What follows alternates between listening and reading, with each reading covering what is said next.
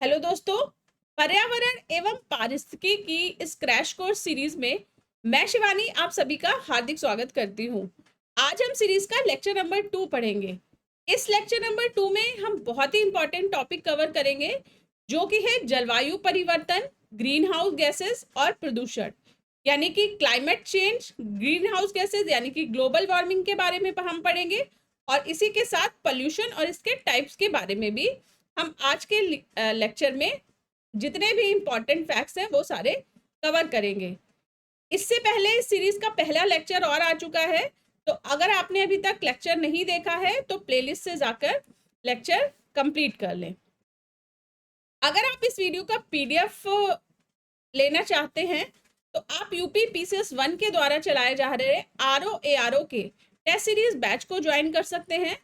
इस test series batch के में टेस्ट सीरीज के पीडीएफ तो आपको प्रोवाइड किए ही जाएंगे, साथ ही जीएस से के सभी सब्जेक्ट के पीडीएफ भी आपको बिल्कुल फ्री में उपलब्ध कराए जाएंगे। तो अगर आप इंटरेस्टेड हैं ज्वाइन करने के लिए तो आप इस नीचे दिए गए कॉन्टैक्ट नंबर पर एक व्हाट्सएप मैसेज ड्रॉप कर सकते हैं। तो चलिए एक एक करके आज के हम तीनों टॉपिक को ही कवर करेंगे। सबसे पहले हम ग्रीन हाउस या हरित गृह गैसेस के बारे में पढ़ेंगे, ठीक है। तो हरित गृह की संकल्पना की थी, ग्रीन हाउस गैसेस की संकल्पना सबसे पहले 1824 ईस्वी में की गई थी जोसेफ कुरियर के द्वारा, ठीक है।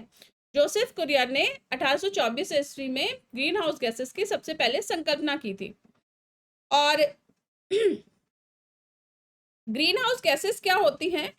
ग्रीन हाउस गैसेस वायुमंडल में उपस्थित वह गैसें होती हैं जो कि तापीय अवरक्त विकिरण की रेंज के अंतर्गत विकिरणों का अवशोषण एवं उत्सर्जन करती हैं। देखिए, ग्रीन हाउस जो शब्द है वो आया कहाँ से, मतलब ग्रीन हाउस गैसेस का क्या मतलब है?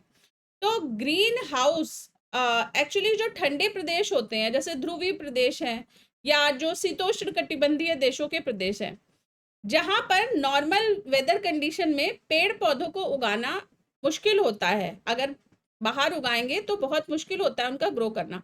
ऐसे में क्या किया जाता है कि पेड़ पौधों को एक कांच के बने हुए घर के अंदर उगाया जाता है और उनका वहीं पर मेंटेनेंस किया जाता है जिससे कि पेड़ बढ़े, ठीक है, जिससे पेड़ों की ग्रोथ हो सके।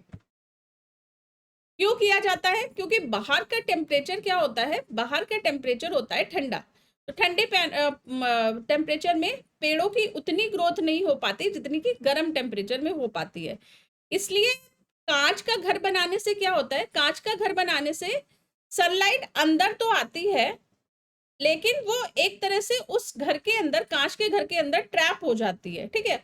और बाहर जो ऊष्मा उत्सर्जन की दर है वो धीमी हो जाती है, ठीक है। तो ग्रीन हाउस क्या है, गर्म तो जल्दी होता है पर ठंडा काफी टाइम के बाद में होता है। इससे पेड़ों को ज्यादा टाइम के लिए हीट मिलती रहती है और पेड़ों की ग्रोथ बाहर के बजाय ग्रीन हाउस के अंदर ज्यादा अच्छी होती है, ठीक है। तो ये कॉन्सेप्ट होता है ग्रीन हाउस का। अब इसी कॉन्सेप्ट के बेसिस पर ग्रीन हाउस गैसेस की संकल्पना की गई। जिस प्रकार से ग्रीन हाउस क्या करता है, गैसेस को ट्रैप कर लेता है, उसी तरह से ग्रीन हाउस गैसेस जो होती हैं वो पृथ्वी के वायुमंडल के अंदर ट्रैप हो जाती हैं, ठीक है। और ये क्या होती है, ये वायुमंडल से बाहर एस्केप नहीं कर पाती। परिणाम स्वरूप क्या होता है, इस ट्रैपिंग की वजह से कि मतलब भर जाती हैं, आप ये हिंदी में समझ लीजिए कि भर जाती हैं, ठीक है। इसकी वजह से क्या होता है कि पृथ्वी का जो नॉर्मल टेम्परेचर रहेगा, ठीक है, जैसे क्या होता है कि पृथ्वी दिन में ठंडी गर्म हो जाती है सूर्य की किरणों से, लेकिन रात में वो पृथ्वी फिर विकिरण को रिलीज करती है और रात में पृथ्वी ठंडी हो जाती है, ठीक है। लेकिन अब क्या हुआ कि जब ग्रीन हाउस गैसेस पृथ्वी के वायुमंडल में आ गई, ठीक है, मतलब एक्सेस गैसेस आ गई, अधिक गैसेस आ गई पृथ्वी के वायुमंडल में। पहले तो नेचुरल गैसेस जो हुआ करती थी वही थी, अब पेट्रोल ईंधन के धुएं से, इंडस्ट्रीज से क्या हुआ कि एकदम से वायुमंडल में गैसेस की मात्रा में बहुत अधिक वृद्धि हो गई। तो अब वो जो विकिरण बाहर चला जाता रात के टाइम पे नॉर्मली और पृथ्वी ठंडी हो जाती, वो विकिरण क्या है, इन एक्सेस गैसेस से टकराकर पृथ्वी पर वापस आ जाता है। ठीक है, तो क्या होता है कि पृथ्वी रात में जितनी ठंडी होनी चाहिए उतनी ठंडी नहीं हो पाती। ठीक है, ओवरऑल ये कॉन्सेप्ट की वजह से इन गैसेस को ग्रीन हाउस गैसेस का नाम दिया गया, क्योंकि ये क्या करते हैं, इन गैसों की वजह से पृथ्वी गर्म हो रही है। ठीक है, इसका ये क्या करते हैं, पृथ्वी के टेम्परेचर को बढ़ाते हैं। सेम उसी तरह से जिस तरह से ग्रीन हाउस क्या करता है, ग्रीन हाउस भी अपने अंदर के टेम्परेचर को बढ़ा देता है। ठीक है, इस वजह से इन गैसेस का नाम ग्रीन हाउस गैसेस रखा गया। आई होप कि इतनी लंबी स्टोरी के बाद आपको क्लियर हो गया होगा कि ग्रीन हाउस गैसेस क्यों कहा जाता है इन गैसेस को।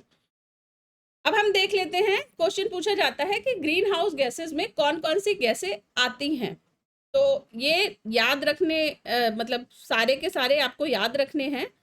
तो पहले नंबर पर जलवाष्प, जलवाष्प यानी कि स्टीम, मॉइस्चर, ये भी क्या है, ये एक ग्रीन हाउस गैस है। ठीक है, कार्बन डाइऑक्साइड, मीथेन, ठीक है, उसके बाद ओजोन, ओजोन O3, ठीक है, उसके बाद नाइट्रस ऑक्साइड, और 6 नंबर पे क्लोरोफ्लोरोकार्बन। ठीक है, तो ये सभी क्या है, ये सभी ग्रीन हाउस गैसेस हैं। जलवाष्प यानी H2O, ठीक है, CO2 carbon dioxide, methane CH4, ozone O3, nitrous oxide N2O, chlorofluorocarbon CFC। ठीक है, तो इनके सभी के नाम आपको याद रखने हैं। और ये सभी गैसें क्या करती है, सार्वत्रिक तापन या वैश्विक ऊष्मन उत्पन्न करने में योगदान देती हैं, इसलिए इनको ग्रीन हाउस गैसेस कहा जाता है। WMO वर्ल्ड मीटियोलॉजिकल ऑर्गेनाइजेशन के अनुसार प्रमुख दीर्घायु ग्रीन हाउस गैसों में ग्रीन हाउस प्रभाव या वैश्विक तापन के प्रति सर्वाधिक आपेक्षिक योगदान, यानी कि सबसे अधिक पोटेंशियल जो होता है ग्रीन हाउस गैसेस में, वो कार्बन डाइऑक्साइड और मीथेन का होता है। ठीक है, तो ये याद रखिएगा कि सर्वाधिक आपेक्षिक योगदान जो होता है वो कार्बन डाइऑक्साइड और CH4 का होता है। ठीक है, चलिए नेक्स्ट देख लेते हैं कि हरित गृह प्रभाव से वातावरण में क्या परिवर्तन हो रहे हैं, मतलब कि हरित गृह प्रभाव के क्या इफेक्ट है। तो वातावरण गर्म होता है, ठीक है, ये तो पहला ही इफेक्ट हो गया। उसके बाद वाष्पीकरण की तीव्र प्रक्रिया होती है। अब देखिए, जब टेम्परेचर वायुमंडल का बढ़ गया तो क्या होगा कि जो जमीन पर जल है वो भी तो जल्दी जल्दी फिर वाष्पीकरण होगा ना उसका, तो वाष्पीकरण की तीव्र प्रक्रिया हो जाती है। उसके बाद वाष्पीकरण होगा तो क्या होगा, वायु में आर्द्रता बढ़ेगी, वाष्प कहाँ जाएगी, ऊपर उठ के वायु में जाएगी, तो वायु में आर्द्रता की मात्रा बढ़ती है। और क्योंकि टेम्परेचर राइज होता है, इस वजह से जीवधारियों की संख्या में भी वृद्धि होती है। ठीक है, क्योंकि ऊष्मा एवं नमी प्रजननता को सकारात्मक रूप से प्रभावित करते हैं। ठीक है, हमने देखा था जब हम वर्ल्ड ज्योग्राफी पढ़ रहे थे तब भी हमने देखा था कि जब हम पृथ्वी पर जो बायोडाइवर्सिटी हॉटस्पॉट हैं वो भूमध्य रेखा पर अधिक हैं और ध्रुवों पर मतलब ध्रुवों पर कम है या ना के बराबर है। ठीक है, तो जैसे जैसे भूमध्य रेखा से ध्रुवों की ओर जाते हैं तो बायोडाइवर्सिटी कम होती जाती है। क्यों कम होती जाती है, क्योंकि ठंड बढ़ती जाती है। इसका मतलब है कि ठंड से, अगर पोल से हम भूमध्य रेखा की तरफ जाएंगे तो बायोडाइवर्सिटी बढ़ेगी, मतलब ठंड से गर्मी की ओर जाने पर जीवों की संख्या में वृद्धि होती है। ठीक है, तो ये याद रखिएगा। इसी वजह से हरित गृह प्रभाव से भी क्या होती है कि जीवधारियों की संख्या में वृद्धि होती है। ठीक है, जीवधारी मतलब जीव जंतु भी और पेड़ पौधे भी, दोनों ही इसमें शामिल होते हैं। Next, carbon dioxide. Carbon dioxide हानिकारक और लाभदायक दोनों होती है। अगर एक निश्चित मात्रा से अधिक मनुष्य कंज्यूम कर ले तो जानलेवा भी हो सकती है, परंतु साथ ही साथ पृथ्वी के टेम्परेचर को मानव के जीवन के अनुकूल रखने के लिए या जीवित जीव जंतुओं के जीवन के अनुकूल रखने के लिए भी ये बहुत जरूरी होती है। ठीक है, तो CO2 क्या होता है कि हानिकारक लाभदायक दोनों होती है। पेड़ों के लिए ऑब्वियसली लाभदायक होती है, और कुछ मीथेन के स्रोत हैं तो उनको भी याद रखना जरूरी होता है क्वेश्चन के एग्जाम के पॉइंट ऑफ व्यू से। तो धान का खेत और दीमक की बाम्बी, ठीक है, धान का खेत यानी कि पैडी फील्ड्स और दीमक की बाम्बी से कौन सी गैस उत्सर्जित होती है? ये उत्सर्जित होती है मीथेन, CH4, ठीक है। तो ये इंपॉर्टेंट फैक्ट है, याद रखिएगा। नेक्स्ट, जलवायु परिवर्तन के प्रमुख कारक देख लेते हैं।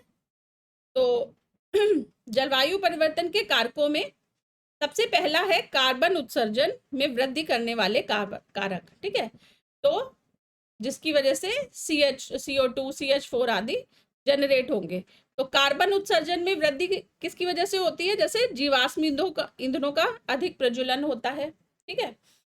उसके बाद तेल से चलने वाले वाहनों की संख्या में वृद्धि के कारण भी कार्बन उत्सर्जन बड़ी मात्रा में होता है, ठीक है। उसके बाद कार्बन उत्सर्जन में कमी लाने वाले कारक, तो इसकी वजह से वायुमंडल में कार्बन की सांद्रता बढ़ जाती है, ठीक है। तो ये दो प्रमुख कारण है जलवायु परिवर्तन के। नेक्स्ट हम देख लेते हैं कि ग्लोबल वार्मिंग के क्या परिणाम हो रहे हैं। तो ग्लोबल वार्मिंग के कारण टेम्परेचर राइज, तो टेम्परेचर राइज से क्या होगा? ग्लेशियर जल्दी पिघलेंगे, तो हिम क्षेत्रों की तेजी से पिघलती बर्फ।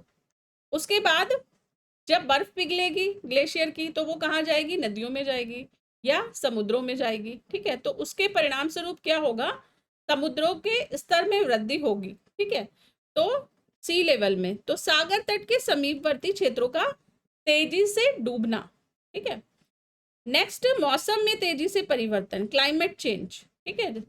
उसके बाद समय से पूर्व आम में बौर आना। आम में बौर क्यों आएगी? गर्मी क्योंकि पहले ही पड़ गई, ठीक है। जो कि नॉर्मल ईयर के टाइम पर गर्मी का सीजन थोड़ा बाद में आना चाहिए था, वो ग्लोबल वार्मिंग के कारण उतना टेम्परेचर राइज समय से पहले हो गया, तो आम में बौर समय से पहले आ गई, ठीक है। उसके बाद कोरल ब्लीचिंग, प्रवाल भित्तियों का विरंजन, ठीक है। तो टेम्परेचर राइज, समुद्र के टेम्परेचर में अगर वृद्धि होगी तो क्या होगी कि कोरल ब्लीचिंग भी की परिघटना भी होती है, ठीक है। नेक्स्ट, बीमारियों का फैलना, ठीक है, महामारियों का फैलना, और चक्रवात, तूफान, बवंडर, बाढ़ की बारंबारता आदि, ठीक है। तो ये कुछ प्रमुख परिणाम है ग्लोबल वार्मिंग के। नेक्स्ट देख लेते हैं कि अगर पृथ्वी पर हरित ग्रह प्रभाव नहीं होता, यानी कि नेचुरल जो कार्बन डाइऑक्साइड है पृथ्वी पर या अन्य जो हरित ग्रह प्रभाव वाली गैसेस हैं, अगर वो नहीं होती पृथ्वी पर, तो क्या होता? तो पृथ्वी का टेम्परेचर होता -18 डिग्री सेंटीग्रेड, यानी कि 0 डिग्री फ़ारेनहाइट, ठीक है। तो ये बहुत इंपॉर्टेंट फैक्ट है, याद रखिएगा।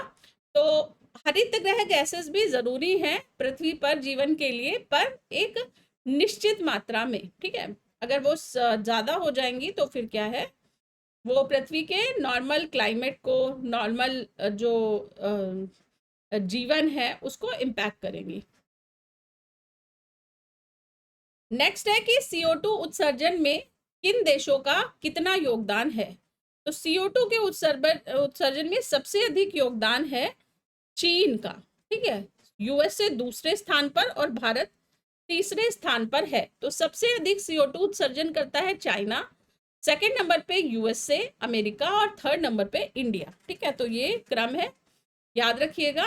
और उसके बाद रूस चौथे और जापान 5वें स्थान पर है, ठीक है। तो CO2 उत्सर्जन का मेन क्या रीजन होता है? इंडस्ट्रियलाइजेशन इसका रीजन होता है, ठीक है। चलिए, नेक्स्ट है कि भूटान को विश्व का शीर्ष कार्बन नेगेटिव देश माना गया है। तो कार्बन नेगेटिव देश का क्या मतलब है कि भूटान जितनी CO2 रिलीज करता है उससे अधिक CO2 कंज्यूम कर लेता है। तो परिणाम स्वरूप नेट CO2 एमिशन कितना हो जाता है?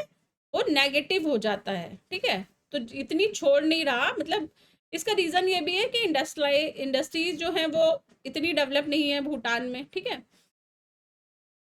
और पेड़ बहुत अधिक संख्या में हैं, ठीक है। तो कई वेरियस फैक्टर्स होते हैं इसके, पर ये एक तरह से पर्यावरण के लिए बहुत ही पॉजिटिव चीज है भूटान की तरफ से। तो इस चीज को याद रखना जरूरी है कि विश्व का कार्बन नेगेटिव देश कौन है, भूटान है, ठीक है।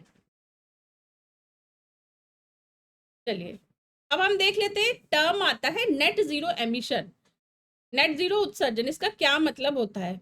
तो नेट जीरो का मतलब होता है किसी देश द्वारा उत्सर्जित की गई कार्बन डाइऑक्साइड और माइनस कंज्यूम की गई कार्बन डाइऑक्साइड का जो नेट मान आता है वह क्या कहलाता है, वह नेट जीरो वो नेट कार्बन डाइऑक्साइड एमिशन कहलाता है। अब अगर ये मान उत्सर्जित की गई CO2 और कंज्यूम की गई, ठीक है, अवशोषित की गई CO2 ये बराबर हो जाए, ठीक है, तो क्या होगा, बराबर में से मतलब जैसे मान लीजिए कि x क्वांटिटी, एग्जांपल देती हूँ, x क्वांटिटी CO2 की रिलीज हुई है किसी देश द्वारा और x क्वांटिटी ही अवशोषित हो गई जैसे पेड़ों से या अन्य जो सोर्सेज हैं उनसे, तो क्या है, उत्सर्जित हुई तो ये तो पॉजिटिव इसने योगदान दे दिया, ठीक है, तो +x कर दिया इसने वायुमंडल में, पर इतनी ही ये इन्होंने माइनस कर ली, ठीक है।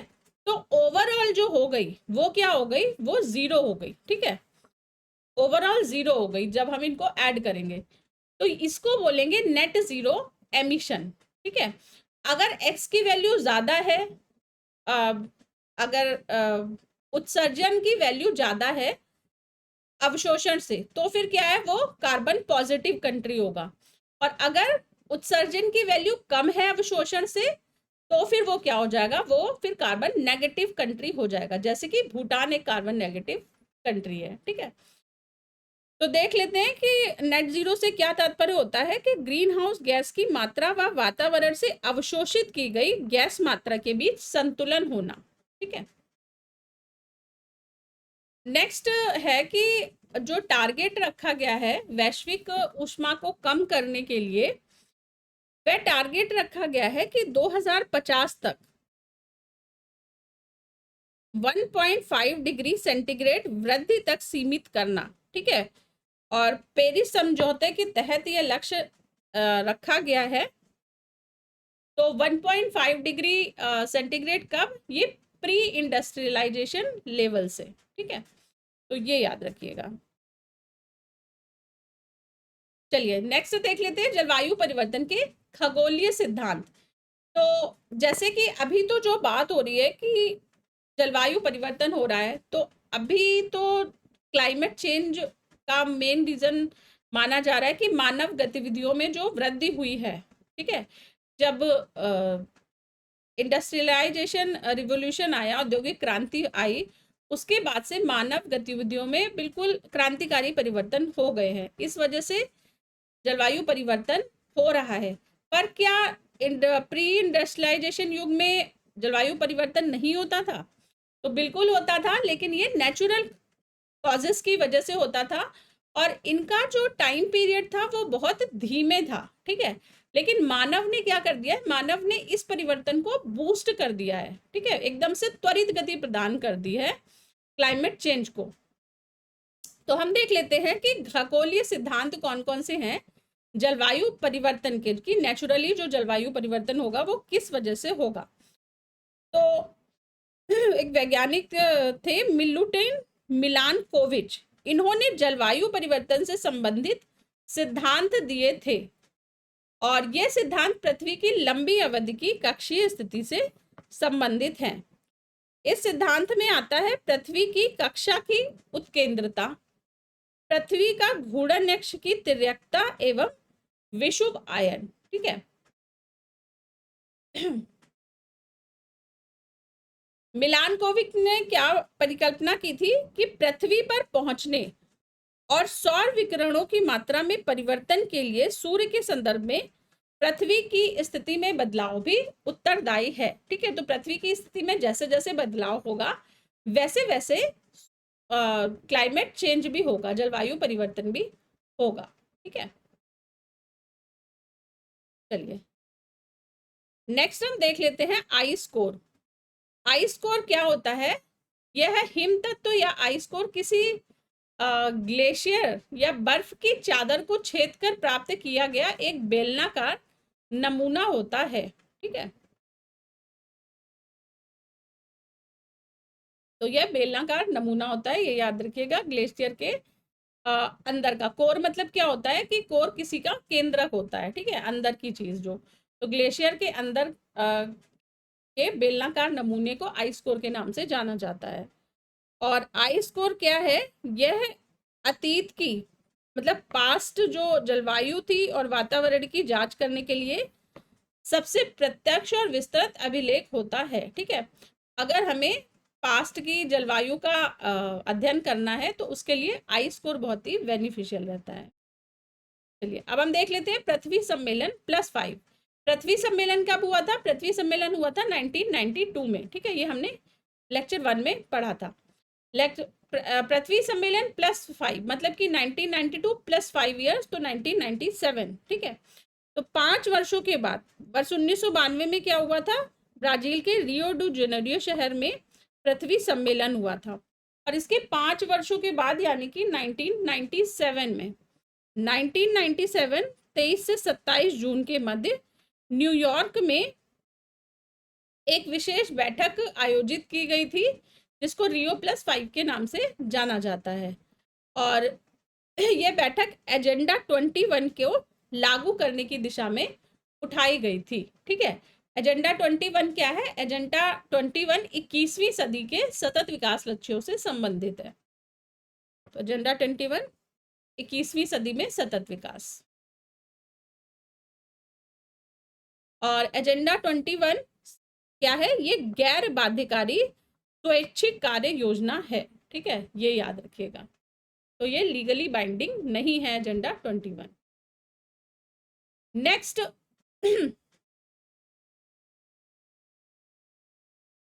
एक प्रस्ताव पारित हुआ था जो कि 21 मार्च 1994 से प्रभावी हुआ था। ठीक है, इसको बोलते हैं जलवायु परिवर्तन पर संयुक्त राष्ट्र अभिसमय। ठीक है, तो ये भी याद रखिएगा कि UNFCCC 21 मार्च 1994 से प्रभावी हुआ।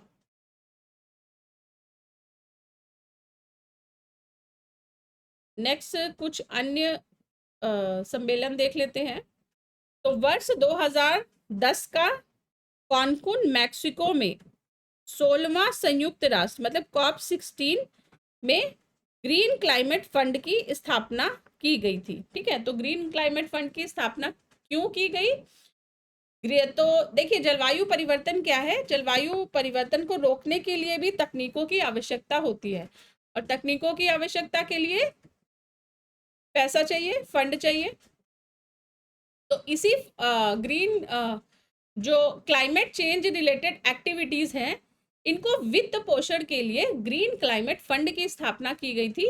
कब की गई थी? ये 2010 में कानकुन मैक्सिको में कानकुन सम्मेलन के नाम से जाना जाता है और ये मीटिंग हुई थी COP16। ठीक है, तो COP16 में ये याद रखिएगा। नेक्स्ट हम देख लेते हैं कि कुछ इंपॉर्टेंट प्रोटोकॉल और वो प्रोटोकॉल किससे संबंधित है, किस विषय से संबंधित है। तो पहला है इसमें से कार्टाजोना प्रोटोकॉल। कार्टाजोना प्रोटोकॉल जैव सुरक्षा बायोसेफ्टी से संबंधित। स्टॉकहोम प्रोटोकॉल यह अनवरत जैव प्रदूषक POP परसिस्टेंट ऑर्गेनिक पॉल्यूटेंट से संबंधित।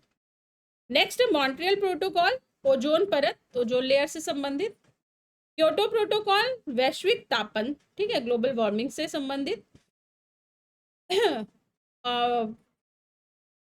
मतलब वैश्विक तापन में कमी लाने वाली गैसों के उत्सर्जन से संबंधित। ठीक है, तो ग्रीन हाउस गैसेस का एमिशन कम करना है, ऐसा क्योटो प्रोटोकॉल में प्रोविजन किया गया था। अब हम देख लेते हैं term clean development mechanism. Clean development mechanism क्या होती है? तो ग्लोबल वार्मिंग में कमी के लिए हरित गृह उत्सर्जन को नियंत्रित करने के लिए जो टेक्निक्स यूज की जाती हैं उन्हें क्लीन डेवलपमेंट मैकेनिज्म कहा जाता है। ठीक है, इसके अंतर्गत क्या क्या आता है, जैसे वनीकरण। ठीक है, ज्यादा पेड़ लगा दो तो क्या होगा, पेड़ कार्बन डाइऑक्साइड को अवशोषित करते हैं। ठीक है, तो पेड़ भी क्या है, एक तरह से इन्वायरमेंट क्लीनर का काम करते हैं। ठीक है, तो पेड़ लगवाना, वनीकरण करना एक टाइप हो गया। कार्बन सिंक जैसे फॉरेस्ट लगाना। ठीक है, या जल का विकास, जल भूमियों का विकास करना, तो ये कार्बन सिंक हो गया। इस तरह से हम क्लीन डेवलपमेंट मैकेनिज्म में अलग अलग टेक्निक्स के माध्यम से ग्रीन हाउस गैसेस के उत्सर्जन को कम कर सकते हैं, और ये क्या करेगा, फाइनली ग्लोबल वार्मिंग को कम करेगा। ठीक है, और क्लीन डेवलपमेंट मैकेनिक्स के अंतर्गत विकसित देश विकासशील देशों में कार्बन उत्सर्जन कम करने वाली परियोजनाओं में पूंजी लगाकर कार्बन क्रेडिट प्राप्त कर सकते हैं। ठीक है, मतलब क्या हुआ इसका, कि जैसे मान लीजिए कि एक विकसित देश है और उसकी इंडस्ट्रीज मतलब उसने ऑलरेडी इंडस्ट्रीज लगा रखी है। ठीक है, तो कार्बन डाइऑक्साइड का उत्सर्जन वो कर रहा है, पर उसे कंपनसेट करने के लिए वो क्या करे कि किसी विकासशील देश में वो वनों का विकास करवा दे। ठीक है, एक तरह से उसने अपनी देश में, तो देखिए ग्लोबल वार्मिंग की समस्या क्या है, नाम ही उसका है ग्लोबल, वैश्विक, मतलब पूरे विश्व को प्रभावित कर रहा है। तो ऐसा तो नहीं है कि इंडस्ट्रीज किसी एक देश में है और उसका प्रभाव किसी अन्य देश पे नहीं पड़ेगा। मतलब रीजन चाहे जो भी हो, लेकिन ग्लोबल वार्मिंग का प्रभाव पूरे विश्व को ही झेलना पड़ रहा है।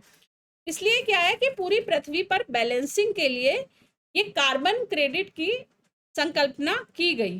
तो जैसे कि एक देश है जहां पर इंडस्ट्रीज है, ठीक है, अब एक दूसरा देश है, तो उसने क्या करा, जहां पर इंडस्ट्रीज हैं, डेवलप्ड कंट्री है, उसने बहुत बड़ी मात्रा में दूसरे देश में वन लगा दिए। ठीक है, एक तरह से उसने क्या करा, पर्यावरण में से CO2 अब्जॉर्प्शन के लिए एक क्या बोलेंगे, तंत्र का निर्माण कर दिया। ठीक है, तो जो पेड़ होंगे वो क्या करेंगे, CO2 एब्जॉर्ब कर लेंगे। ठीक है, तो ओवरऑल जो पृथ्वी की CO2 है उसकी मात्रा में तो कमी हुई ना।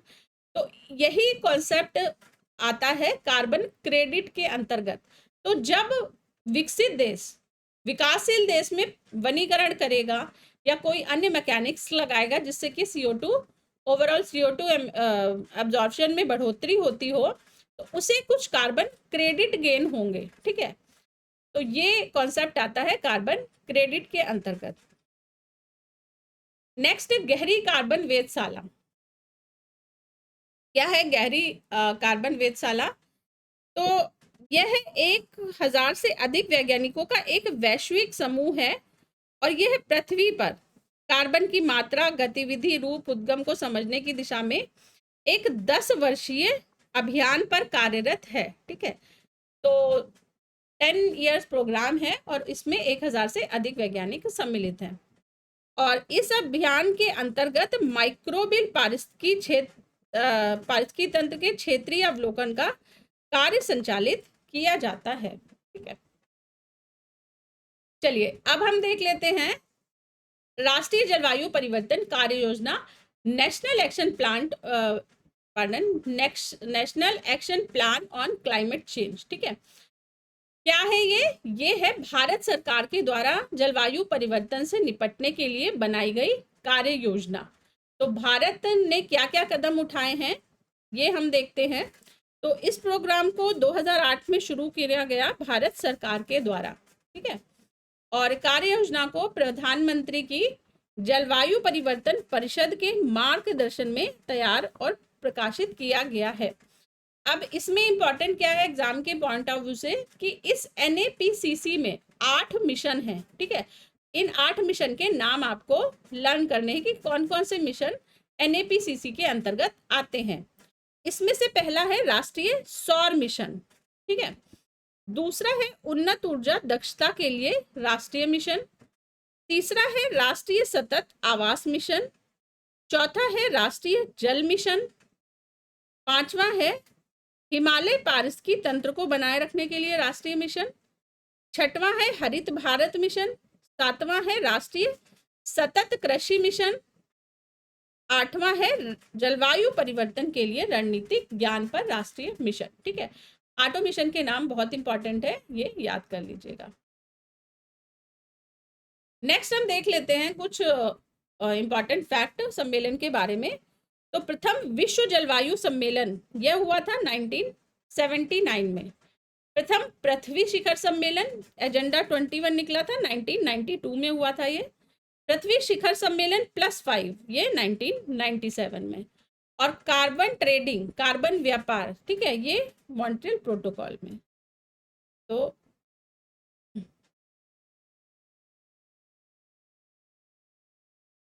चलिए नेक्स्ट हम देख लेते हैं ओजोन परत। तो ओजोन परत क्या है?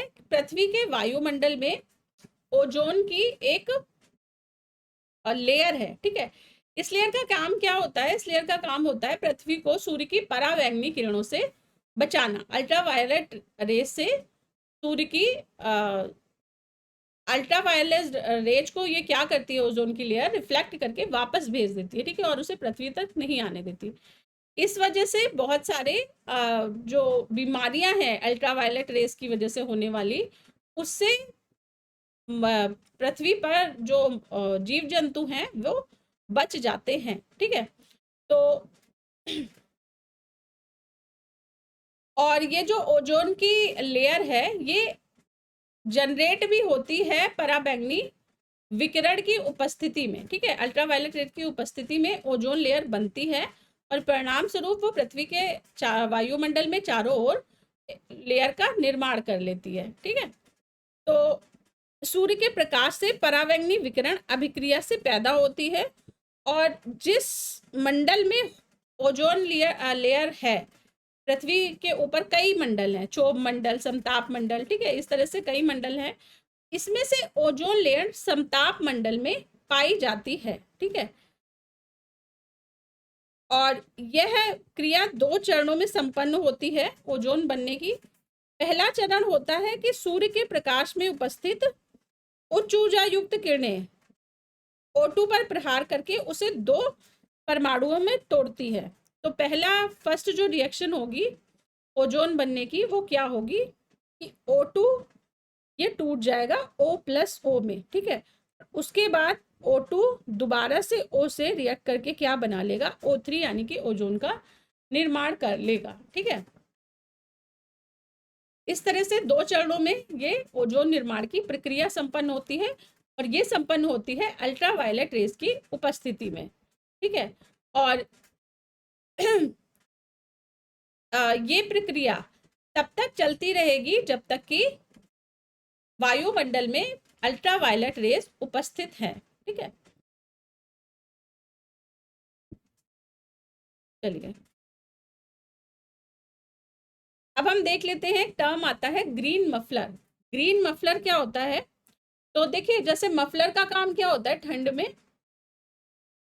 मफलर को क्या करते हैं, हम कानों में लपेट लेते हैं। ठीक है, तो 2 काम करता है मफलर, एक तो ठंड से बचाता है और दूसरा जो नॉइस होती है नॉइस से भी बचाता है। ठीक है, तो प्रोटेक्टर का काम करता है एक तरह से हमारे कानों के लिए मफलर। तो इसी तरह से ग्रीन मफलर का जो कॉन्सेप्ट आया है वो आया है कि प्रदूषण के अगेंस्ट एक तरह का ग्रीन इकोसिस्टम डेवलप कर देना। ठीक है, इस तरह से आप समझिए। तो इसके लिए क्या लगाया जाएगा कि जैसे कि जहां पर जिस क्षेत्र में बहुत अधिक ध्वनि प्रदूषण है वहां पर बहुत सारे हरे पेड़ पौधे लगा दो। तो हरे पेड़ पौधे क्या करते हैं, उस ध्वनि को अब्जॉर्व कर लेंगे। ठीक है, तो परिणाम स्वरूप उसका जो इको है ध्वनि का वो एब्जॉर्व हो जाएगा। ठीक है, तो ये क्या है, ये ध्वनि प्रदूषण को कम कर देगा ग्रीन मफलर। ठीक है, तो इसका विकास अनियोजित औद्योगिक विकास, अत्यधिक मोटर वाहनों का प्रयोग और यांत्रिक दोषयुक्त विभिन्न प्रकार के वाहनों का ध्वनि प्रदूषण कम करने के लिए किया जाता है। ठीक है, और विशालकाय हरे पौधे अधिक ध्वनि प्रदूषण वाले क्षेत्रों में रोपित किए जाते हैं। क्लियर? अब ये कॉन्सेप्ट निकल कर कहाँ से आया, तो हम प्रदूषण के बारे में अब पढ़ लेते हैं। तो विभिन्न प्रकार के प्रदूषण क्या होते हैं। तो इनमें से प्रदूषण कई तरह के होते हैं, जैसे ध्वनि प्रदूषण, वायु प्रदूषण, मृदा प्रदूषण, ठीक है, जल प्रदूषण, कई तरह के प्रदूषण होते हैं। इनमें से ध्वनि प्रदूषण क्या होता है कि जब एक निश्चित लिमिट से अधिक का प्रदूषण हो जाए, जब एक निश्चित मतलब ऑडिबल जो सुनने योग्य फ्रीक्वेंसी होती है ध्वनि की, उससे अधिक लेवल का जब ध्वनि उत्पन्न होने लगे तो उसे ध्वनि प्रदूषण के नाम से जानते हैं, ठीक है। तो उच्च तीव्रता की ध्वनि या अवांछित शोर जो हमारे वातावरण में अशांति उत्पन्न करे, ध्वनि प्रदूषण कहलाती है। और ध्वनि प्रदूषण को मापने की इकाई होती है डेसिबल, बहुत इंपॉर्टेंट है इकाई, याद रखिएगा, ठीक है। और जेट उड़ान का जो है, जेट उड़ान अधिकतम ध्वनि प्रदूषण उत्पन्न करती है और इससे उत्पन्न शोर को सोनिक बूम कहा जाता है, ठीक है। तो जेट उड़ान से जो ध्वनि प्रदूषण होता है उसे सोनिक बूम कहते हैं।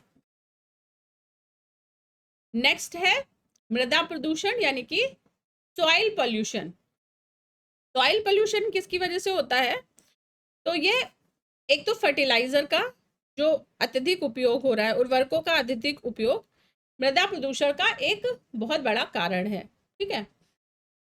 और जब फर्टिलाइजर हम मिट्टी में मिलाते हैं और उस मिट्टी में पेड़ उगते हैं तो क्या होता है, वो जो फर्टिलाइजर है वो पेड़ों के अंदर भी चला जाता है, ठीक है। और जब उस पेड़ से बने हुए, पेड़ पर उगे हुए जो प्रोडक्ट हैं, जो उत्पाद हैं, वो हम खाते हैं तो वो हमारे शरीर में चला जाता है।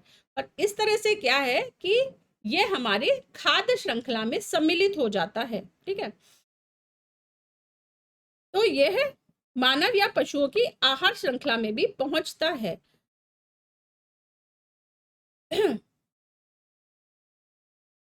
और इसकी वजह से क्या है, इसकी वजह से तरह तरह की बीमारियां उत्पन्न होती हैं।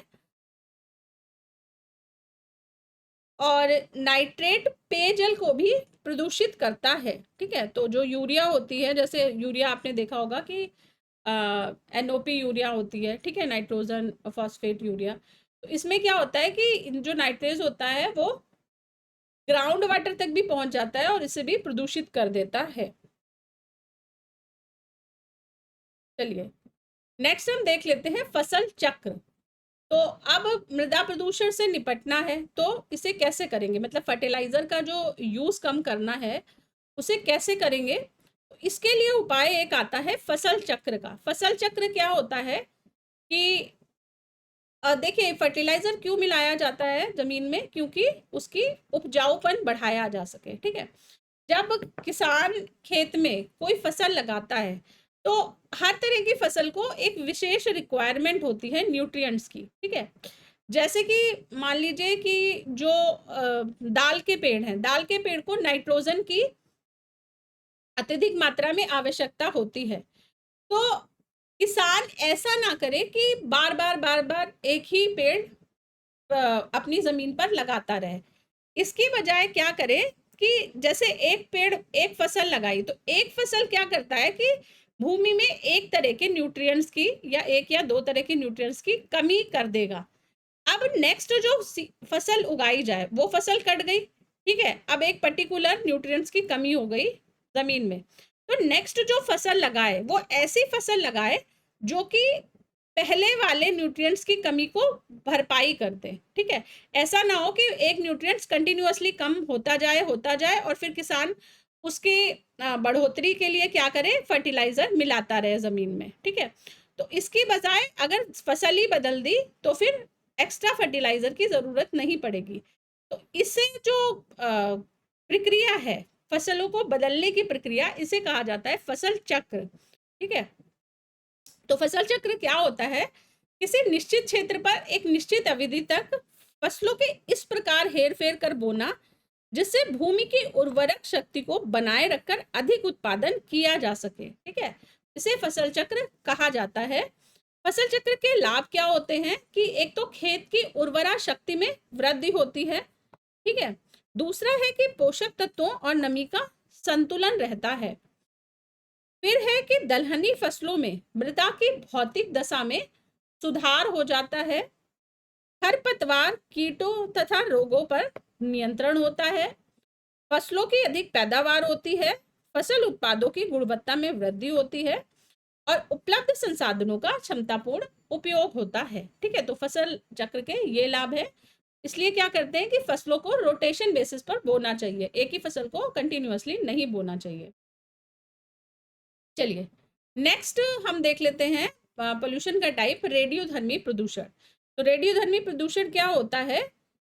रेडियोधर्मी प्रदूषण के कारण जेनेटिक चेंजेस भी आ सकते हैं प्राणियों में। ठीक है, अनुवांशिक परिवर्तन भी ला सकता है रेडियोधर्मी प्रदूषण जीवित प्राणियों में, और यह रक्त संचार में व्यवधान पैदा करता है और कैंसर भी उत्पन्न कर सकता है। ठीक है, तो ये याद रखिएगा रेडियोधर्मी प्रदूषण में कि अनुवांशिक परिवर्तन ला सकता है, रक्त संचार में व्यवधान पैदा और कैंसर भी उत्पन्न कर सकता है। ठीक है, नेक्स्ट पॉलीथीन के बारे में कुछ इंपॉर्टेंट फैक्ट्स देख लेते हैं।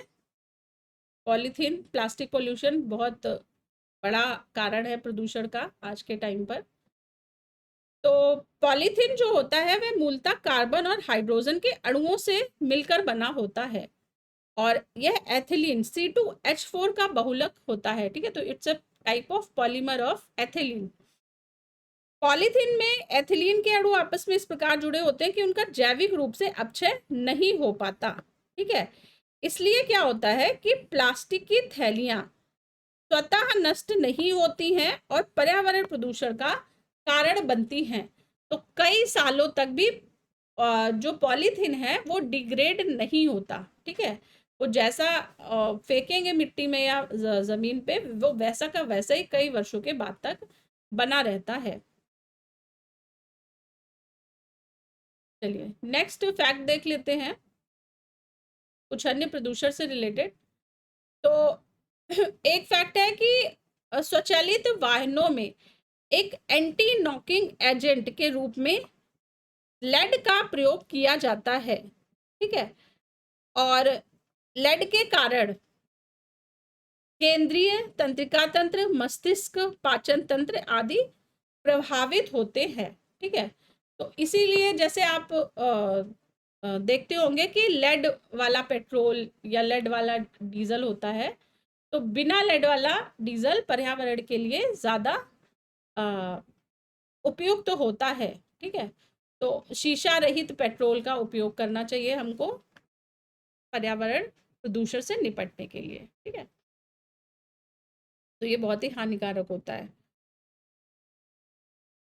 नेक्स्ट फैक्ट है कि यूरो 2 मानक। यूरो 2 मानक क्या होते हैं? यूरो 2 होते हैं वाहनों के कंस्ट्रक्शन से, मतलब जो वाहनों का निर्माण होता है उसके लिए कुछ मानकों का प्रयोग किया जाता है। ठीक है, तो जो व्हीकल्स के इंजन होते हैं उनके लिए जैसे यूरो 1 स्टैंडर्ड, यूरो 2, तो यूरोपियन स्टैंडर्ड हैं कुछ जिनको फॉलो करना होता है मोटर व्हीकल्स के इंजनों के लिए। ठीक है, इसके लिए जो सल्फर की मात्रा होनी चाहिए डीजल में वो 0.05% से कम होनी चाहिए। ठीक है, ऐसा यूरो 2 मानक में कहा गया है। ठीक है, तो ये याद रखिएगा कि यूरो 2 मानक के अनुसार डीजल में सल्फर की मात्रा 0.05% से कम होनी चाहिए। अब हम देख लेते हैं कि कुछ प्रदूषक और उनसे कौन कौन सी बीमारियां होती हैं। तो पहला प्रदूषक है पारा। पारे से होती है मीना माता बीमारी। ठीक है, मीना माता बीमारी। अब मुझे कमेंट बॉक्स में बताइए कि मीना माता जो है एक जगह का नाम है और उस जगह पर यह बीमारी सबसे पहले ऑब्जर्व की गई थी। तो ये मीना माता जगह कौन से देश में स्थित है, ये मुझे कमेंट में बताइए। नेक्स्ट प्रदूषक है कैडमियम। कैडमियम से बीमारी होती है itai itai. Nitrate ion. Nitrate ion से बीमारी होती है ब्लू बेबी सिंड्रोम। नेक्स्ट है फ्लोराइड आयरन। फ्लोराइड आयरन से बीमारी होती है फ्लूरोसिस। ठीक है, तो ये कुछ इंपॉर्टेंट प्रदूषक और उनसे होने वाली बीमारी है, ये भी लिस्ट आप याद करिएगा। नेक्स्ट कुछ अन्य प्रदूषक है, इनके प्रभाव देख लेते हैं कि किस किस तरह से ये मानव शरीर पर प्रभाव डालते हैं। तो कार्बन मोनोऑक्साइड लीवर और किडनी को क्षति पहुंचाता है। कार्बन नाइट्रोजन की ऑक्साइड कैंसर का कारण है। धूल कण श्वास संबंधी रोगों का कारण। और शीशा जो है वो केंद्रीय नर्वस सिस्टम, केंद्रीय तंत्रिका तंत्र को प्रभावित करता है। नेक्स्ट हम देख लेते हैं मानव जनित पर्यावरणीय प्रदूषकों के बारे में। तो मानव जनित पर्यावरणीय प्रदूषकों को इंग्लिश में कहा जाता है एंथ्रोपोजेनिक। ठीक है, एंथ्रोपोजेनिक प्रदूषण की श्रेणी में रखा जाता है मनुष्यों द्वारा उत्पन्न प्रदूषण को। और ये जो प्रदूषक होते हैं इनका अपघटन नहीं होता।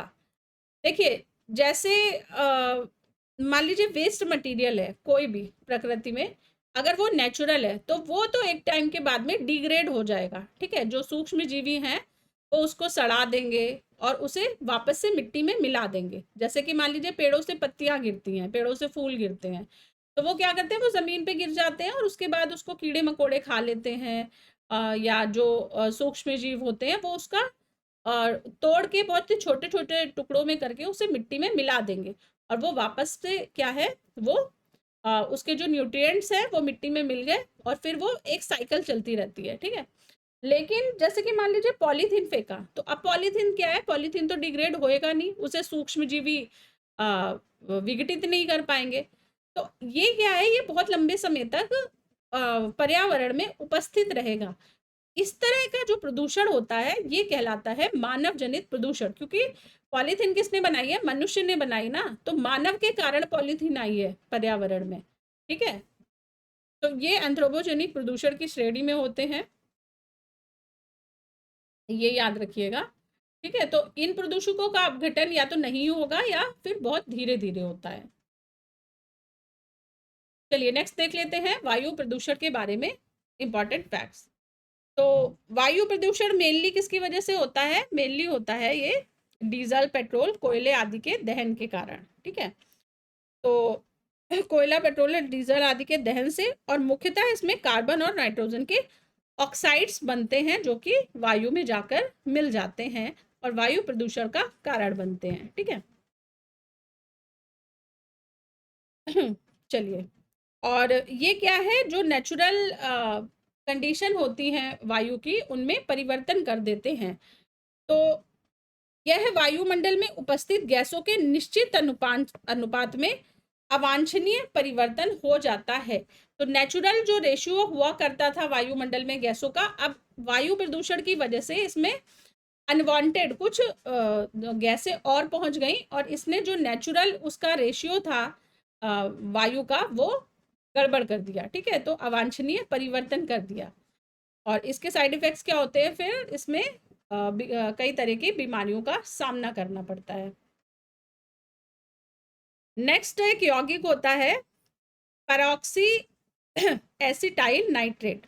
तो ये नाम याद रखिएगा, इसको पैन के नाम से भी शॉर्ट में जाना जाता है और यह प्रकाश रासायनिक धुएं में उपस्थित एक द्वितीय प्रदूषक होता है और यह आंखों में जलन पैदा करता है। ठीक है, तो आप कभी कभी देखते होंगे कि कहीं कहीं पर बर्निंग होता है और बहुत ज़्यादा आंखों में जलन उत्पन्न होने लगती है। तो द्वितीयक प्रदूषक क्या होते हैं, सबसे पहले ये समझ लेते हैं। तो एक तो देखिए दो तरह के प्रदूषक होते हैं, एक होते हैं प्राइमरी यानी कि प्राथमिक प्रदूषक और दूसरे द्वितीयक प्रदूषक।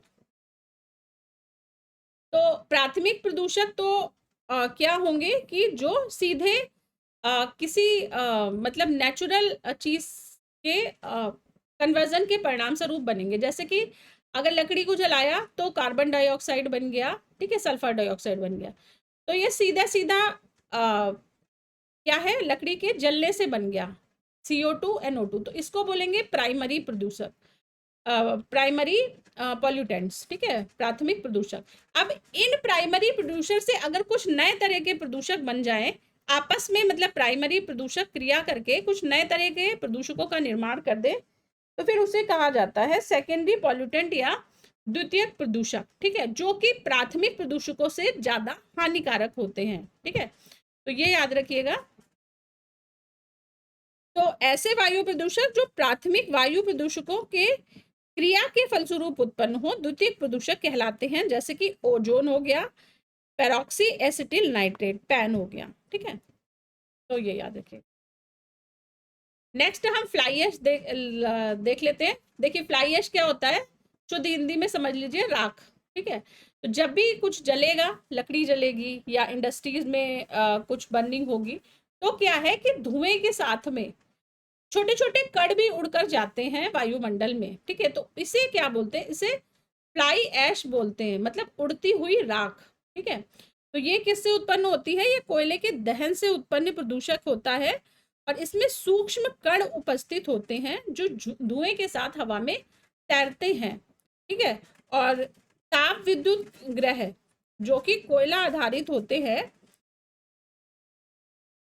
उसमें से फ्लाई ऐश बहुत अधिक मात्रा में निकलता है, और फ्लाई ऐश श्वसन संबंधी बीमारियों के लिए उत्तरदायी होता है, क्योंकि जब हम सांस लेते हैं तो क्या होगा कि हवा के साथ में ये जो छोटे छोटे सूक्ष्म कण होते हैं, ये भी हमारे श्वसन नली में पहुंच जाएंगे, और उसके बाद ये लंग्स में पहुंच जाएंगे। ठीक है, और लंग्स में पहुंचकर ये लंग संबंधी बीमारियां क्रिएट कर देते हैं। ठीक है, श्वसन संबंधी बीमारियां हो जाएंगी।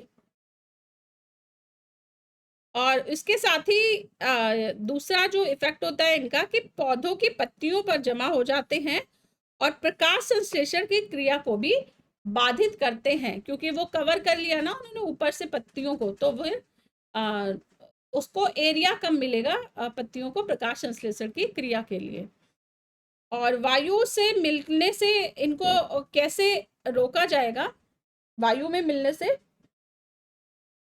इसके लिए इलेक्ट्रोस्टैटिक अवक्षेपक या अन्य निस्पंदन उपकरणों का प्रयोग किया जाता है। तो क्या होते हैं ये सेपरेटर, क्या होते हैं इलेक्ट्रोस्टैटिक अवक्षेपक या अन्य कण निस्पंदन।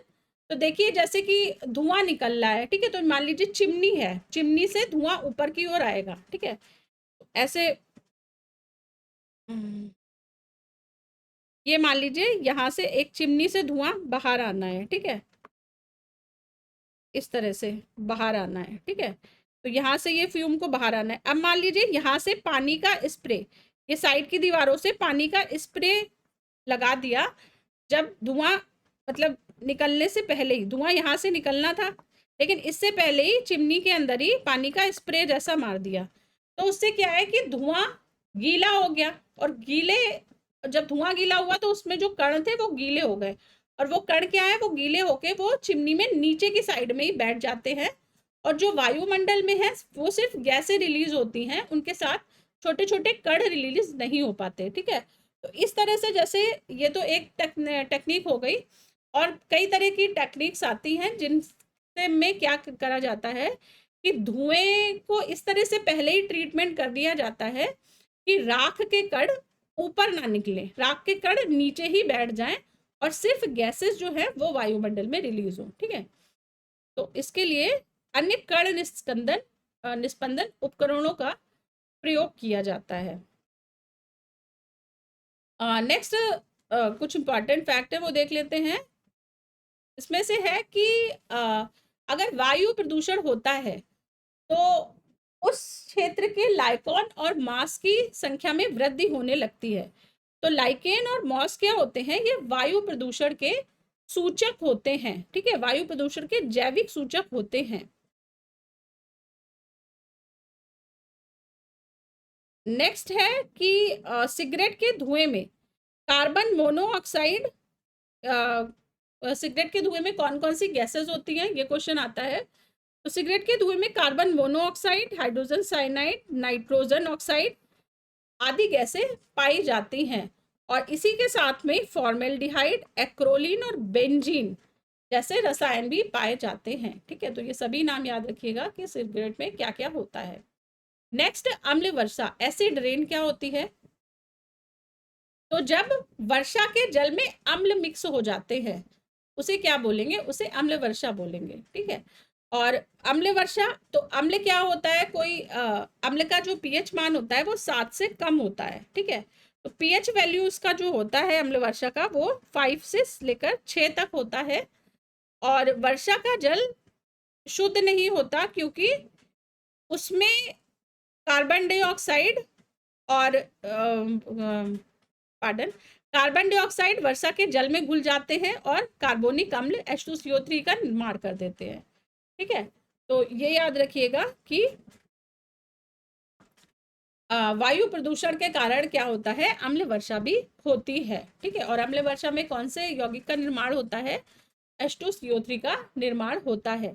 इसके अलावा सल्फ्यूरिक एसिड H2SO4 और HNO3 का निर्माण भी होता है। ठीक है, सल्फर डाइऑक्साइड जब जल में घुलेंगे तो नाइट्रस और सल्फर डाइऑक्साइड जल में घुलकर सल्फ्यूरिक अम्ल का निर्माण कर लेंगे और नाइट्रस ऑक्साइड जल में घुलकर नाइट्रिक अम्ल का निर्माण कर देंगे। ठीक है, और जब यह अम्ल वर्षा के पानी के साथ पृथ्वी पर गिरेंगे तो इसे अम्ल वर्षा के नाम से जाना जाएगा।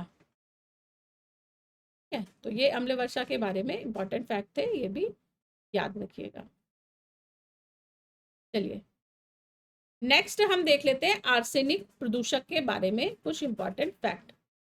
आर्सेनिक क्या होता है, आर्सेनिक मेनली भूमिगत जल को प्रदूषित करता है। ठीक है, और पृथ्वी पर कई ऐसे स्थान हैं जहां पर आर्सेनिक युक्त जल पाया जाता है। और आर्सेनिक के संपर्क से एक बीमारी हो जाती है जिसे कहा जाता है ब्लैक फुट बीमारी। तो ब्लैक फुट बीमारी किसके कारण होती है, तो आर्सेनिक प्रदूषक के कारण होती है। ठीक है, ये याद रखिएगा। नेक्स्ट, WHO द्वारा फरवरी 2018 में जारी एक विश्लेषण के आधार पर प्राकृतिक आर्सेनिक प्रदूषित जल निम्न देशों में पाया जाता है। कौन कौन से देश है, अर्जेंटीना, बांग्लादेश, चिली, चीन, भारत, मैक्सिको और USA में। ठीक है, यहाँ पर इन देशों में आर्सेनिक युक्त जल पाया जाता है, ऐसा WHO ने एक तथ्यात्मक विश्लेषण में कहा है। ठीक है, तो इसमें से जो बांग्लादेश है, बांग्लादेश में बहुत अधिक आर्सेनिक की समस्या है पानी में। ठीक है, तो ये फैक्ट भी है, ये याद रखिएगा। अब हम देख लेते हैं कि सुपोषण या यूट्रिफिकेशन क्या होता है। तो सुपोषण क्या होता है कि जल प्रदूषण का की वजह से एक तरह से होता है सुपोषण।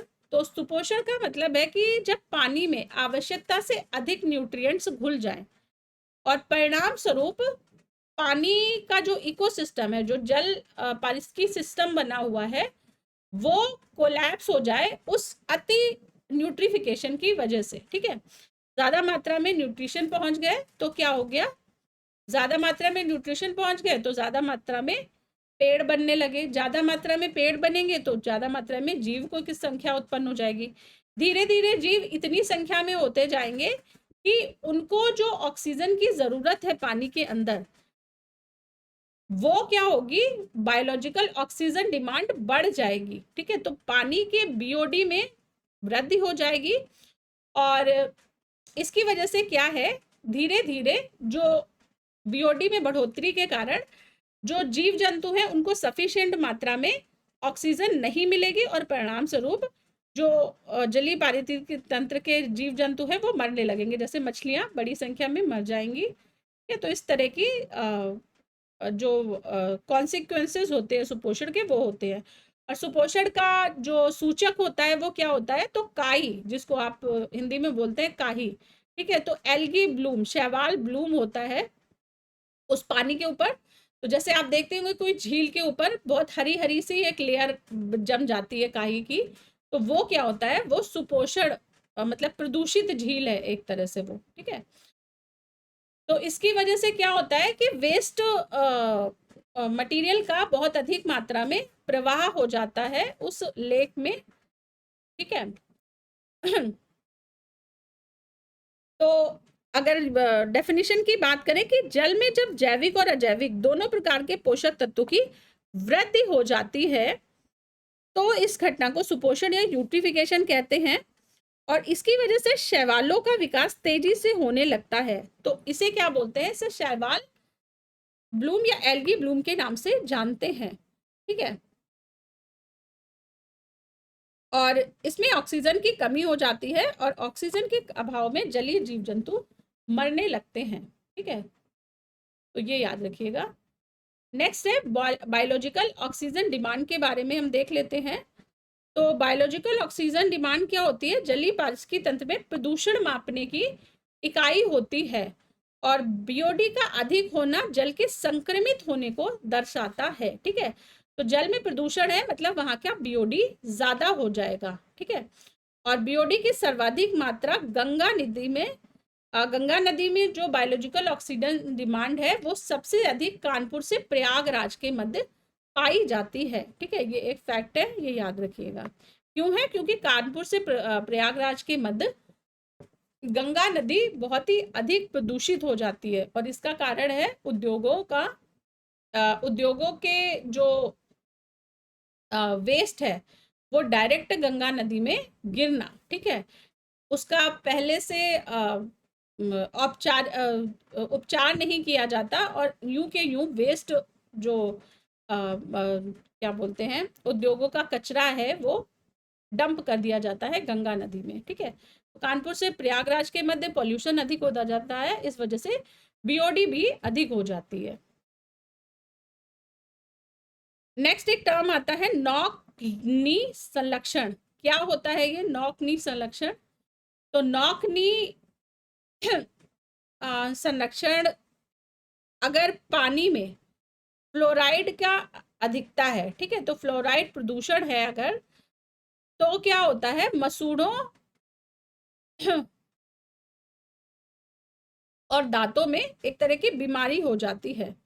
ठीक है, और ये फ्लोरोसिस रोग का कारण बनता है। तो फ्लोराइड के कारण फ्लोरोसिस नामक रोग हो जाता है और फ्लोरोसिस में क्या होती है?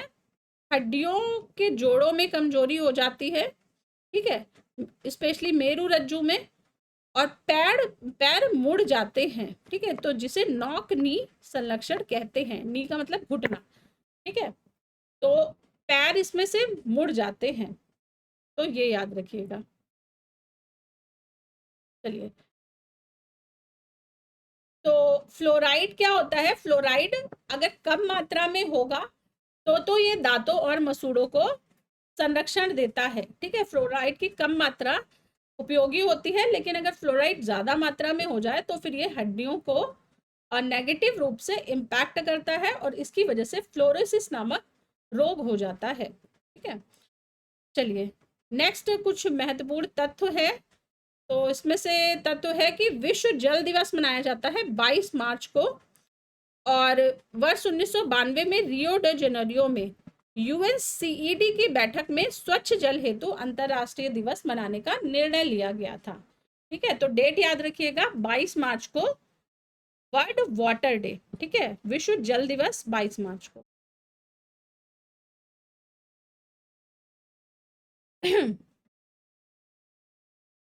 अब जल प्रदूषण को कम करने के लिए यानी कि पीने के पानी को शुद्ध बनाने के लिए कुछ एजेंट्स होते हैं जिनका यूज किया जाता है। तो इसमें एक क्लोरीन गैस है और ब्लीचिंग पाउडर। तो क्लोरीन गैस और ब्लीचिंग पाउडर का उपयोग किया जाता है जल के शुद्धिकरण के लिए, और ये क्या करते हैं? ये दोनों ही जो हैं वो जीवाणुओं को निष्क्रिय कर देते हैं। ठीक है, और जल से रिलेटेड जल रोकथाम एवं प्रदूषण नियंत्रण अधिनियम लाया गया था 1974 में। ठीक है, तो इसे याद रखिएगा, और इसे 1988 में संशोधित किया गया था। ठीक है, तो जल अधिनियम आया था 1974 में। नेक्स्ट, जल को जीवाणु मुक्त बनाने हेतु कुछ विधियां। तो एक तो जल को जीवाणु मुक्त बनाना है तो क्या करो? पानी को उबाल दो। ठीक है, तो ताप या अन्य भौतिक कारणों द्वारा। ठीक है, तो टेम्परेचर राइज कर दो तो हो जाता है। और दूसरा, पराबैंगनी किरणों व रेडियोधर्मी आयनों द्वारा। ठीक है, तो जो आप देखते होंगे कि अल्ट्रावायलेट यूवी आरओ आ रहा है, ठीक है, जो वाटर प्यूरिफायर आते हैं उनमें इस टेक्निक का यूज किया जाता है, और रसायनों द्वारा ऑक्सीकरण करके। ठीक है, तो ये तीन कुछ विधियां हैं जिनसे कि जल को जीवाणु मुक्त युक्त बना सकते हैं। नेक्स्ट हम देख लेते हैं केंद्रीय गंगा प्राधिकरण के बारे में।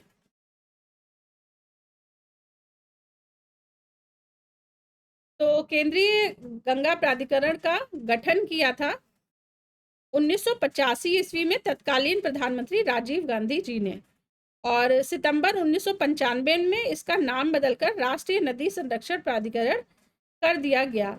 इसके अध्यक्ष प्रधानमंत्री होते हैं।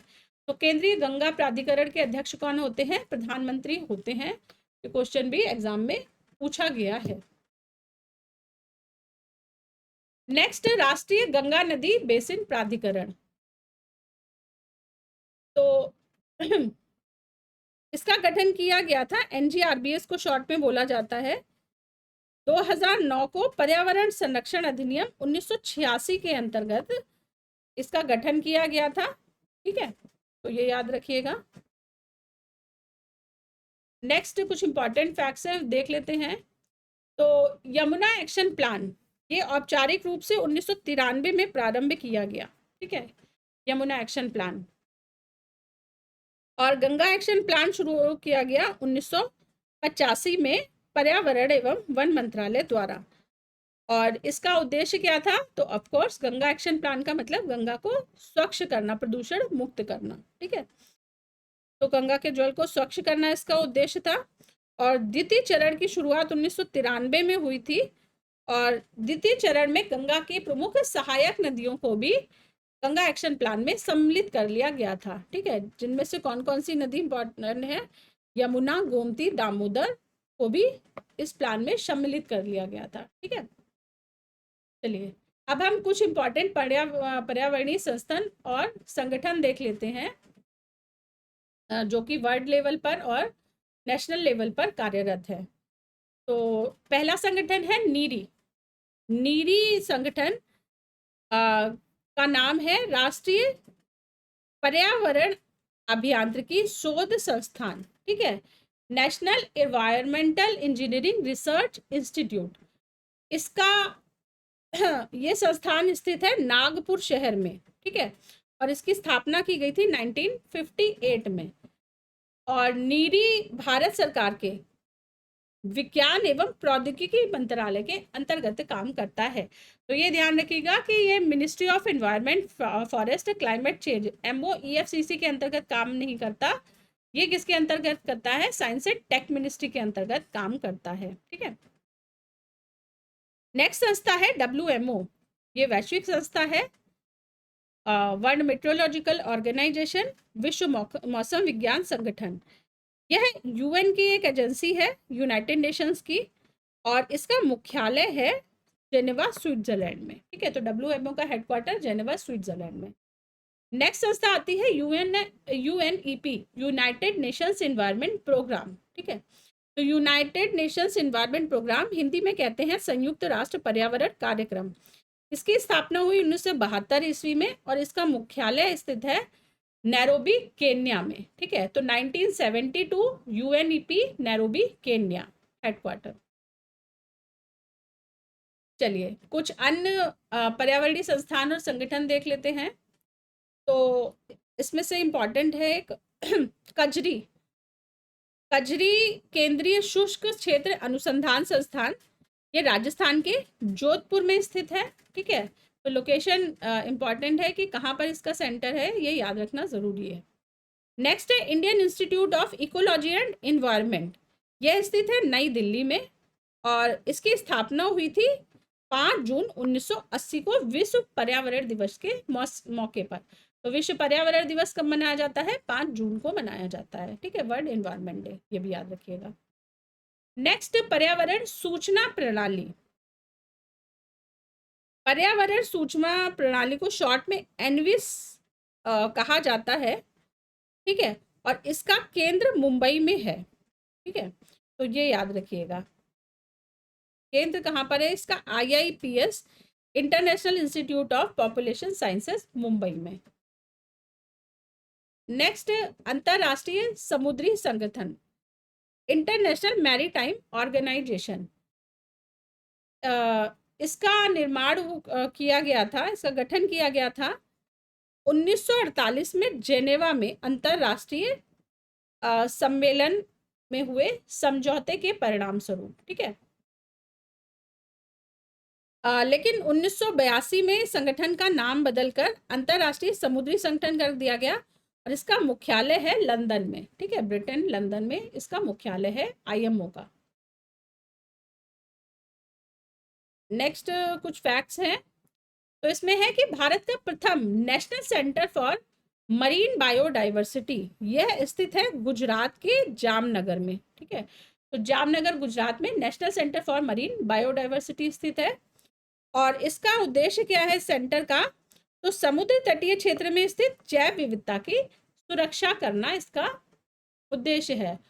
और इसे रिलायंस इंडस्ट्रीज के साथ पार्टनरशिप में गवर्नमेंट के द्वारा शुरू किया गया है। ठीक है, तो रिलायंस इंडस्ट्रीज का इसमें सहयोग है, ये याद रखिएगा। चलिए नेक्स्ट हम देख लेते हैं पर्यावरणीय पुरस्कारों के बारे में। तो पहला इसमें से पुरस्कार है इंदिरा गांधी पर्यावरण पुरस्कार। इंदिरा गांधी पर्यावरण पुरस्कार ministry of environment, forest and climate change, ठीक है, केंद्रीय पर्यावरण, वन एवं जलवायु परिवर्तन मंत्रालय द्वारा 1987 में स्थापित किया गया था। ठीक है, और पर्यावरण के क्षेत्र में व्यक्तियों ने सार्थक योगदान दिया हो ऐसे संगठनों और व्यक्तियों को ये पर्यावरण पुरस्कार दिया जाता है। ठीक है, नेक्स्ट आता है राजीव गांधी पर्यावरण पुरस्कार। तो ये भी ministry of environment, forest and climate change के द्वारा दिया जाता है और यह दिया जाता है स्वच्छ प्रौद्योगिकी एवं विकास के लिए।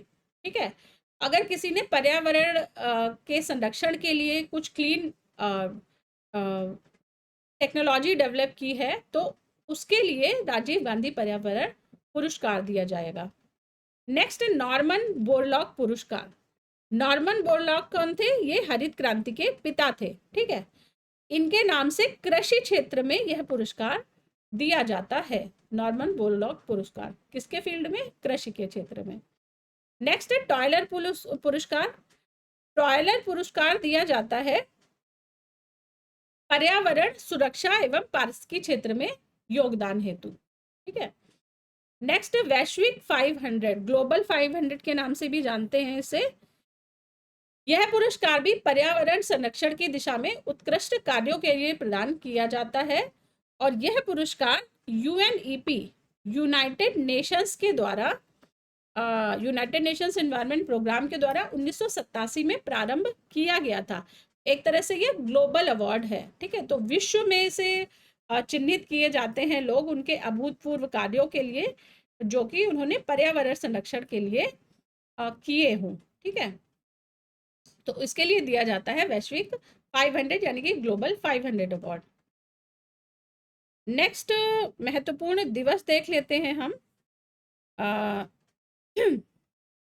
तो इसमें से पहला है विश्व पर्यावास दिवस। यह मनाया जाता है अक्टूबर के प्रथम सोमवार को। विश्व तंबाकू निरोध दिवस यह मनाया जाता है 31 मई को। बहुत इंपॉर्टेंट है, कई बार ये एग्जाम में पूछा जा चुका है। विश्व शौचालय दिवस, वर्ल्ड टॉयलेट डे, जुलाई 2013 में ये शुरू किया गया था। ठीक है, और कब मनाने के लिए? 19 नवंबर को ये मनाया जाता है। विश्व पर्यावरण दिवस 5 जून को मनाया जाता है। ओजोन दिवस ये भी बहुत इंपॉर्टेंट है, कई बार पूछा जा चुका है। 16 सितंबर को ओजोन दिवस मनाया जाता है। अब कमेंट बॉक्स में ये बताइए कि 16 सितंबर को ही ओजोन दिवस क्यों मनाया जाता है? क्या इसका कोई मॉन्ट्रियल प्रोटोकॉल से कोरिलेशन है? अगर है तो कमेंट बॉक्स में बताइए।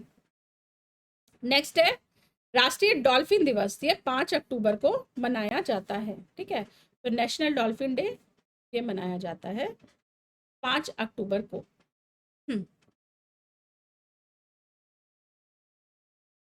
चलिए नेक्स्ट हम देख लेते हैं ओजोन गैस के बारे में।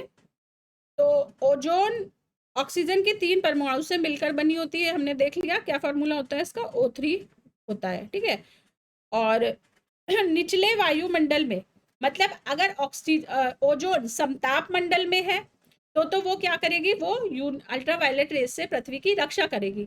लेकिन अगर वही ओजोन जमीन पर आ गई, जिसको ग्राउंड लेवल ओजोन के नाम से जाना जाता है, तो ये एक बहुत ही खतरनाक प्रदूषक बन जाती है। तो निचले वायुमंडल में यह एक खतरनाक प्रदूषक हो जाती है, जबकि ऊपरी वायुमंडल में यह यूवी रे से हमारी रक्षा करती है। और समताप मंडल में 10 से 50 किलोमीटर की ऊंचाई तक पाई जाती है यह लेयर, जो ओजोन की लेयर होती है वो समताप मंडल में 10 से 50 किलोमीटर की ऊंचाई तक पाई जाती है। उसके बाद नाइट्रोजन डाइऑक्साइड ओजोन को रेगुलेट करने का कार्य करता है। ऐसा नहीं कि ओजोन कितनी भी मात्रा में बन जाएगी, मतलब ऐसा हो जाएगा कि स्ट्रेटोस्फेयर में जो एक लेयर है निश्चित मात्रा में, वो फिर एक्सपेंड होती चली जाएगी, तो ऐसा नहीं हो पाता। क्यों नहीं हो पाता? क्योंकि नाइट्रोजन डाइऑक्साइड ओजोन की लेयर को रेगुलेट करता है, इस पर नियंत्रण लगाता है। ठीक है, तो प्राकृतिक रूप से NO2 जो होता है उसका ओजोन का विनियमन करता है। नेक्स्ट है, ओजोन परत को मापन किया जाता है डॉप्सन यूनिट में, डॉप्सन इकाई में ओजोन परत का मापन किया जाता है। ठीक है, अब हम देख लेते हैं कि ओजोन परत की क्षीणता के लिए, यानी कि ओजोन लेयर डिप्लेशन के लिए कौन कौन से उत्तरदायी कारक और गैसें होती हैं।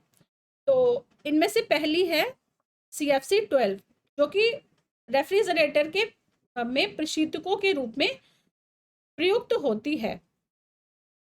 नेक्स्ट, अग्निशमन में प्रयुक्त होने वाली हेलोन,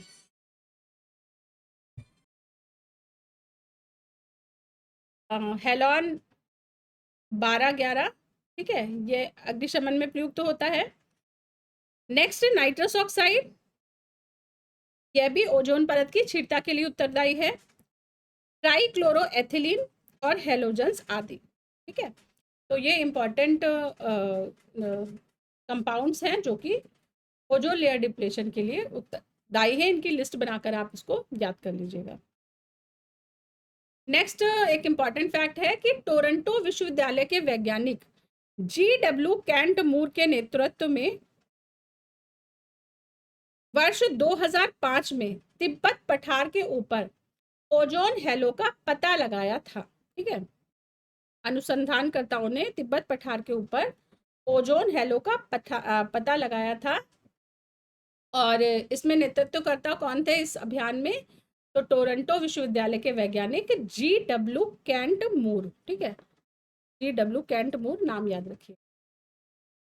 नेक्स्ट हम देख लेते हैं कि ग्रीन हाउस गैसेस जो है उनके स्रोत कौन कौन से होते हैं, मुख्य स्रोत। तो कार्बन डाइऑक्साइड मुख्यतः उत्सर्जित होती है थर्मल पावर स्टेशन से, क्लोरोफ्लोरोकार्बन रेफ्रिजरेटर से, नाइट्रस ऑक्साइड जलमग्न धान के खेत से, और इसके अलावा मीथेन भी जलमग्न धान के खेत से उत्पन्न होती है। ठीक है, सल्फर डाइऑक्साइड होती है ईंट के भट्टे से उत्सर्जित। तो ये इंपॉर्टेंट ग्रीन हाउस गैसेस है और उनके स्रोत है, ये याद रखिएगा।